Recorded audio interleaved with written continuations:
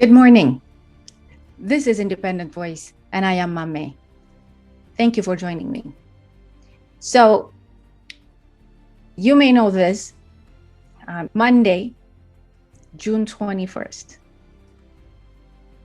was a national election day for Ethiopia. The headlines have had their fair share with that information. First, CNN. Headline: Ethiopians headed to the polls Monday for a controversial election being carried out aimed at ongoing conflict and raging humanitarian crisis in the country's northern Tigray region. Oh wait, gets better. And then it says, correction, some Ethiopians will cast their vote. The election has been canceled in several regions, including Tigray. It's such a dubious process that most international observers have refused to monitor it. And this was put on quotation because it was put out by a Twitter, none other than Plot. We know he's a puppet of TPLF. And CNN stooping to that level, really adding a correction based on a person who puts out Twitter behind a known terrorist group TPLF, changing a headline. That's a new law for CNN. Washington Post. Ethiopians vote a new era of division under Abiy Ahmed. Ethiopia voted on Monday in an election expected to cement the mandate of one of Africa's youngest leaders. When you read into the body, though, completely different. And I am not here to really continue disseminating false information, disinformation. I will not repeat it here, but it's riddled with all kinds of twisted and completely spun out stories.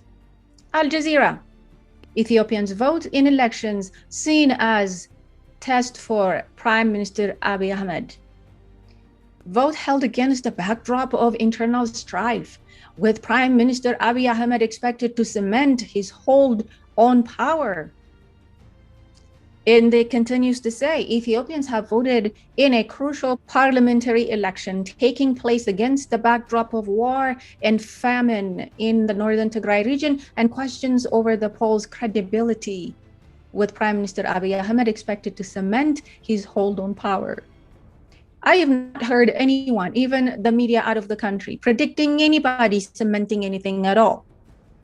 But the media here, the Western media, grabbing the news, grabbing the headline, cementing somebody's hold to power. Wow, it gets better. France 24. Ethiopians vote in general election on Monday with Prime Minister Abiy Ahmed seeking a popular mandate after his 2018 rise to power ended decades of authoritarian rule. But while Abiy's victory is seen as probable, the international community is unlikely to see the election as legitimate, aimed voting this ongoing violence in Tigray and boycotts by some parties. Prediction or news? My understanding of a news is reporting of something that actually has occurred. If somebody is putting out false information, disinformation, misinformation, it is not news. It's not news because it didn't occur. It is not reporting of a news. And then the same article gets modified around midday, 12:39. Prime Minister Abiy Ahmed faces first vote aimed conflict. Same story, a little bit of a twist to it, a little bit of a spin, just a different headline. Running out of things to say. Ethiopian elections, in the eyes of the international community, this vote is already tainted.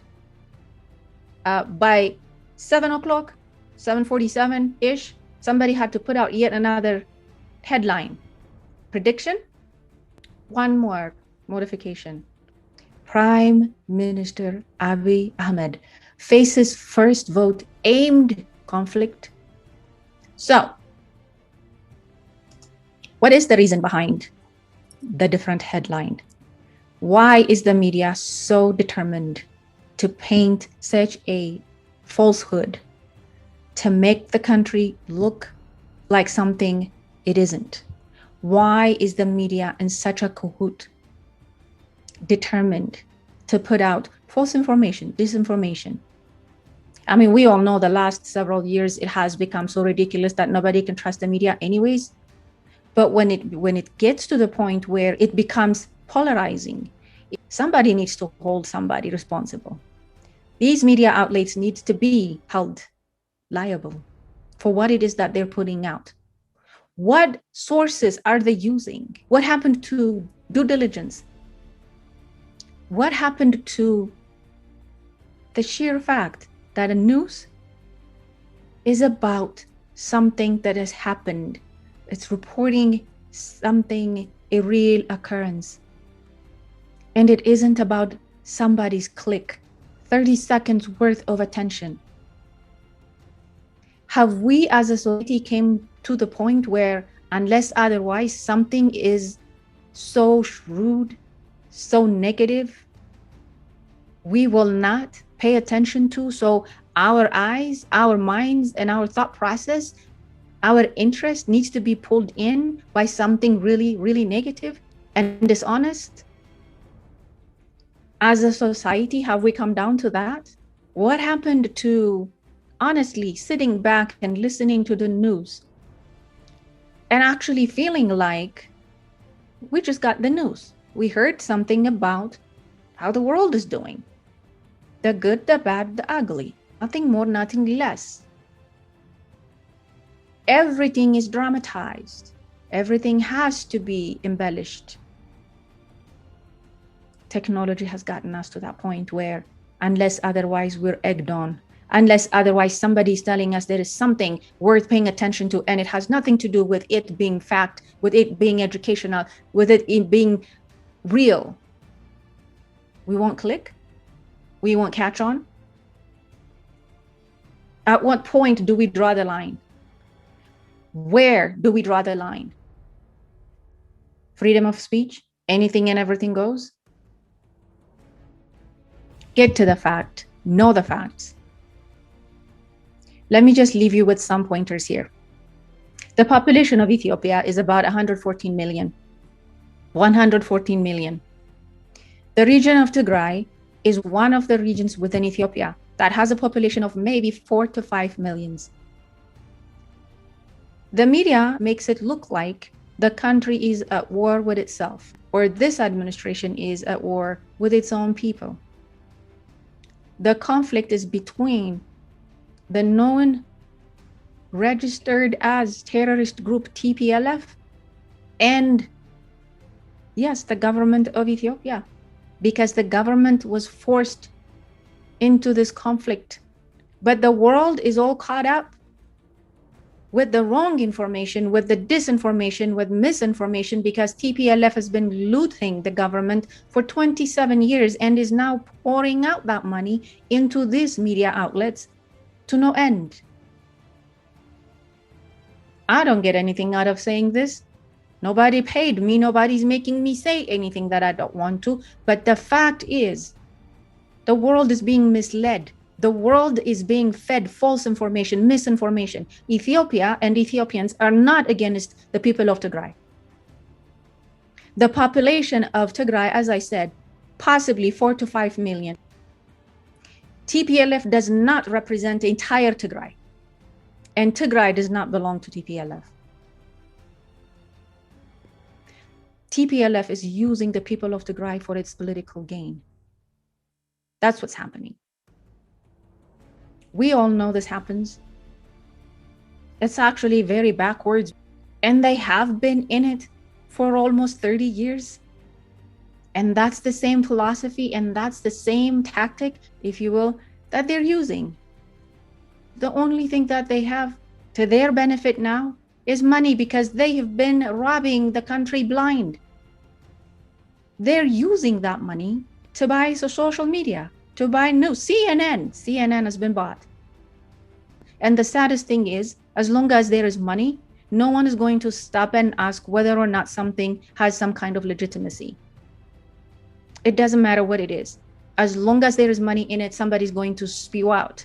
What they care about is getting paid. What they care about is that one click, 30 seconds worth of watching. Doesn't mean anything that it causes conflict. Doesn't mean anything that it's causing people to lose their lives. No. That has been something that has gotten away from the media. Regardless of the headlines changing by the hour. The headline for us, yes, Ethiopia has voted. Ethiopians have voted. And their voice will be heard one way or another. We don't know which way it's going to go, but their voices will be heard in a completely different manner. Let me tell you this. TPLF decided to hold their own election towards the end of 2020 and claimed that they 100% of the population voted for them, accounting for infants, accounting for elders, accounting for the sick person that couldn't go out there to vote. 100% of the population voted for them is what they said. You do the math. But the actual election was postponed because of COVID. You want to talk about legitimacy? That was the election that was not given any kind of legitimacy whatsoever. So much effort was put towards this election. People came out.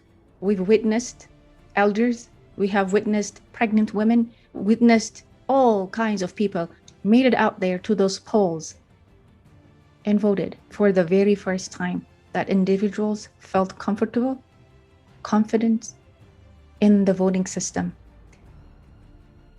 And for the committee that was put together to see this through, including the observers, for the world to know, we're grateful that we actually had observers, witnesses, and they had nothing to say but good things. So the media headline will continue. The fact is, Ethiopians have spoken. Thank you for listening. This is Independent Voice, and this is Mame.